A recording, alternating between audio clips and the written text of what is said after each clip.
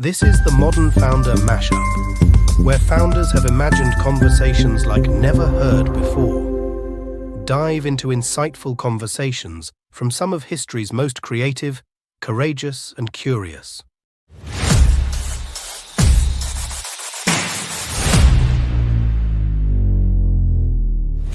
Mark Twain and Walt Disney are two of America's most beloved and influential storytellers.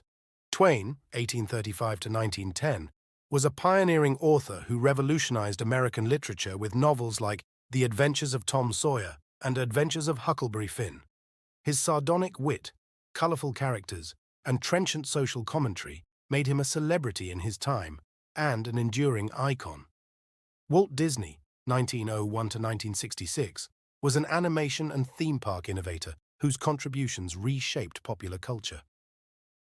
With the creation of Mickey Mouse and films like Snow White and the Seven Dwarfs, Disney set a new standard for animated storytelling. He went on to establish Disneyland and build a sprawling entertainment empire. In this imagined conversation, these two creative giants discuss their artistic philosophies, careers, and legacies. Mr. Twain, it's a real honor to chat with you. When I was growing up in Marceline, Missouri, I devoured Tom Sawyer and Huckleberry Finn. They really sparked my imagination. I felt like I knew those boys, like they were friends of mine. That's mighty kind of you to say. You know, if I'm being honest, those boys were friends of mine, or near enough. I based a lot of their adventures on my own hijinks growing up in Hannibal. I reckon I just never quite got over being a rapscallion at heart, so writing about them kept me young. From what I've seen, you never lost your inner boy either. Ain't that kind of the key to your magic kingdom? I think you're right. Even as the company grew and I took on more responsibilities, I always tried to look at things through the eyes of a child. When I dreamed up Disneyland, I wanted to create a place where families could have fun together, where parents could be kids again. It all goes back to my own childhood. The Sunday afternoons my dad would take me to the park or the county fair. I wanted to bottle that feeling. It seems to me you've done just that. Of course, I know it ain't all pixie dust and prancing fairies behind the scenes. I recall how I felt when my publishing house went belly up and I had to go on a world lecture tour to dig myself out of debt. I wrote Following the Equator about that trip. It was a travelogue and a cash grab all in one. How did you handle the business end of things when you were starting out? Oh, it was a roller coaster in the early days. When I lost the rights to my first successful character, Oswald the Lucky Rabbit, I was devastated. I felt like everything I'd worked for had been yanked out from under me. But that's when I drew Mickey on that train ride back to Hollywood. I poured my heart into him. Steamboat Willie was our first synchronized sound cartoon in 1928, and it put us on the map. But even then, we barely survived the Depression. I had to take a lot of risks, bet the company more than once. I know that tune. The panic of 1893 nearly sunk me. I'd sunk a fortune into a newfangled typesetting machine that was supposed to revolutionize printing. It went nowhere and left me high and dry. I wrote Pudd'nhead Wilson to scrounge some cash. I even roped my buddy Henry Rogers, big shot at Standard Oil, into bailing me out. He put me on a strict budget, no more flights of fancy. But I needed that fancy to write, so I kept a separate bank account my wife didn't know about. Called it Brer Rabbit's account, where I could let the imp of inspiration cavort a bit. I love that. You've got to nourish the imagination, even when times are lean. I almost went broke making Snow White, but I just believed in it so fiercely. It was the first full-length animated feature film, and everyone thought I was nuts. They called it Disney's Folly.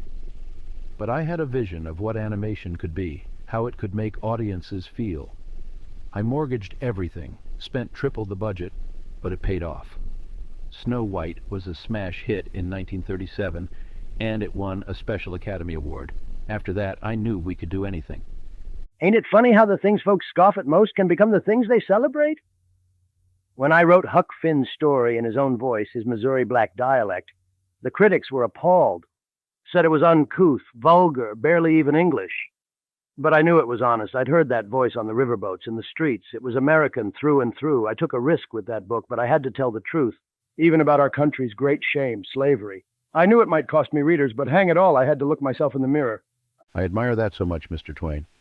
You never shied away from poking at society's sore spots. As entertainers, we walk a line. But I tried to deal with difficult themes too, even in kids' movies. Pinocchio has some dark moments, and Bambi, hoo boy, when that little deer's mama dies. I caught flack for that, but I believed we could handle tough emotions in a way that helped children process them. I never wanted to talk down to my audience. And bully for you. Trust, that's the key. You got to trust your audience to rise to the occasion. When I hit the lecture circuit, I learned that early on. Folks didn't want some highfalutin collegiate dissertation. They wanted stories, humor, something they could chew on. The secret to public speaking is the same as writing. You got to make them laugh before you can make them think. Exactly. That's what I tried to do with the True Life Adventures nature documentaries in the 1950s. I wanted to entertain and educate at the same time. We sent crews all over the world to capture incredible wildlife footage. It was a risk, doing something so different from animation, but I believed people were hungry to learn about the wider world. The films won 8 Academy Awards and paved the way for all the nature docs that followed. Speaking of a wider world, do you suppose we ever imagined how far these characters of ours would travel? By the end of my life, Tom and Huck had traipsed around the globe, been translated into Lord knows how many languages. There's something immortal about them, I reckon, something universal. It's true. Mickey Mouse is recognized worldwide. He's like an ambassador of goodwill. I remember during World War II, we did a short called Der Führer's Face with Donald Duck as a Nazi factory worker. It sounds odd now, but it won an Oscar, and it lifted spirits during a dark time. That's what these characters do. They give us a way to process the human experience, to laugh and cry and hope together. You've hit the nail on the head, Mr. Disney. All my life, I sought to point out the foibles and flaws of mankind, but also to celebrate the resilience of the human spirit. If folks can see a bit of themselves in Huck or Jim and their struggles and their joys and come away with a fuller heart, well, then I've done my job. And that's the real magic, ain't it? These stories, these characters, they speak across time, across cultures. They remind us of our common humanity. I've always believed that if you make something with enough heart, with truth and beauty and laughter, it'll live forever. Here we are, still gabbing about them. Right you are, Mr. Disney, right you are. Perhaps 100 years hence, some bright young spark will dream up new worlds, new heroes, and tip her cap to a couple of old yarners like us. Wouldn't that be something? It surely would. And I'd like to think that somewhere out there, a kid is curled up with one of your books, or watching one of my films, and finding a friend for life. That's a legacy worth leaving. I reckon so. A dream and a friend. Not much more you can ask out of life, is there?